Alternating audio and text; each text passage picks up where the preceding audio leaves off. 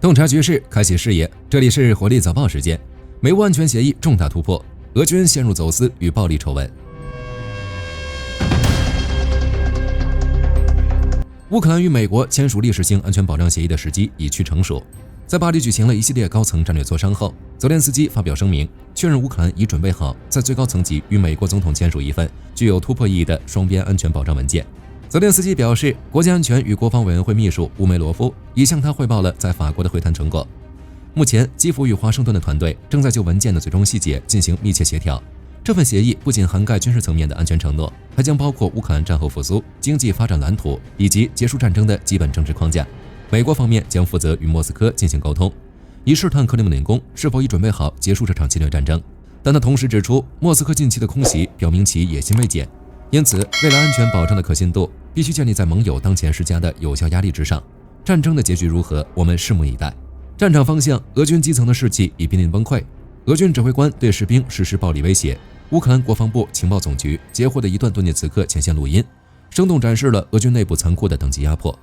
录音中，一名俄罗斯士兵因惧怕夜间行军的高死亡率，恳求指挥官将任务推迟至凌晨。然而，他遭到了指挥官的人身威胁与辱骂：“你再说一句，我就亲自揍你。”乌克兰国防部情报总局指出，这种对待士兵如炮灰的行径在俄军中司空见惯。乌方再次呼吁那些不愿无畏送命的俄罗斯士兵，通过电报联系我想活下去项目寻求投降。除了士气不足，俄军内部的腐败问题也愈发严重。克里米亚沦为国际军火走私枢纽。乌克兰黑客组织256网络攻击师与国际情报机构 InfoNapalm 联合发布的一份重磅调查，揭开了俄罗斯内部惊人的腐败网络。调查显示，克里米亚已被俄军官与车臣卡德罗夫派系改造成了一个巨大的非法武器中转站。调查人员黑入了俄罗斯第291近卫摩托化步兵团少校叶夫根尼·德米特里耶夫等人的账户，发现其与东方阿赫马特营勾结，利用影子舰队将大量军用武器从克里米亚走私至亚洲、中东及欧洲黑市。这一犯罪网络运作精密，涉及俄罗斯国民警卫队在扎波罗热至克里米亚沿线的多个检查站。